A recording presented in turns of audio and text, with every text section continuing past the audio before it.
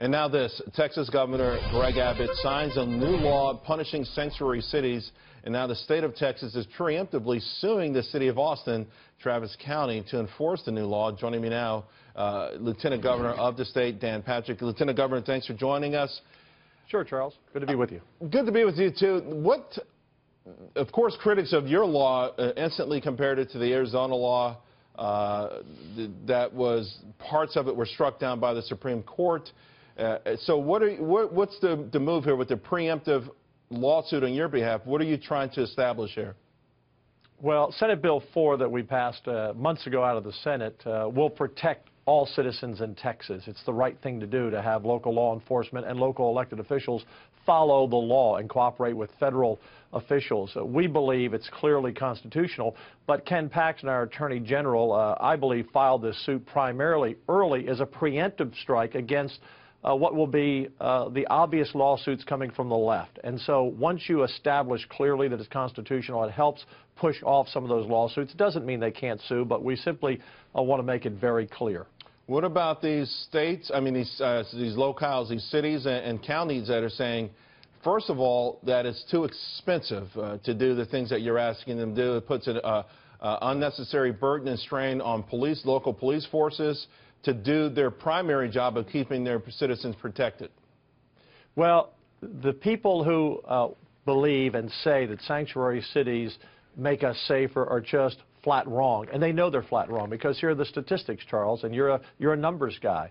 Since 2011 through January of this year, in Texas alone, we put over 212,000 criminal aliens in jail. We charged them with 566,000 crimes, over 6,000 sexual assaults, 67,000 drug offenses, 60,000 other offenses, over 1,000 murders, nearly 500 kidnappings. That's in Texas, Charles. So this idea by Sally Hernandez, the sheriff here in Travis County, where I sit, who really brought focus on this when she let out criminals out of jail into the streets of Austin, when she said she will not cooperate with the federal government. She is the shining example. She is the poster child for what's wrong with America for these law enforcement officers, very few. She's the only sheriff in Texas out of our 254 taking this stance. But we have city mayors who tell their police chiefs, don't follow federal law, don't cooperate with the feds. Again, Charles, imagine that. 566,000 crimes committed by criminal aliens, about two-thirds here illegally. Sanctuary cities only bring criminals into America and give them a safe haven. These people are wrong, and it's the cost to the victims is what counts to me. Right, and of not course, some cost to them. And if it costs them money, that's because they're not following the law. Right, and of course, it's tough to even put a numerical figure on some of the pain and suffering of the victims and their families. Absolutely not. But to your point, op-ed in the Dallas newspaper recently, you had both police chiefs of Houston and Dallas pushing back on this. So I think the next question beyond this legal challenge is, will the state go after and actually arrest someone like a Sally Hernandez if they don't hold illegal immigrant for ICE more than 48 hours? Will you take the next step and actually start to arrest these sheriffs? Charles, let's be very clear. The legislature has spoken because the people have spoken. If we have local elected officials, including some in law enforcement, who will defy the law, they are subject to fines and they are subject to going to jail.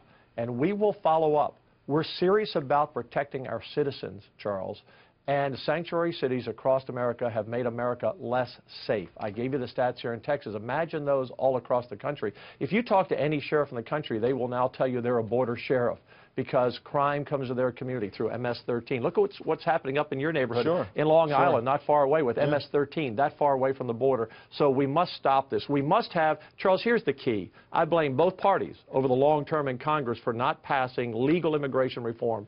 People should come to this country, Charles, in dignity, not live in the shadows, come in here with pride. But we need to control who comes to America, not the drug cartels. Seal the border. Donald Trump is right. We need a wall that's part of a real wall, technology, cameras, natural barriers, fencing. We need to secure the border and then have a legal system for people to come here who want to be proud Americans. Today, with a border that has not been secure, particularly under the Obama administration, a lot of criminals have made their way across the border into this country. And in Texas, we're tired of it. We're going to put an end to it, and that's why we passed Senate Bill 4. Lieutenant Governor Dan Patrick, thank you very, very much. We really appreciate your time.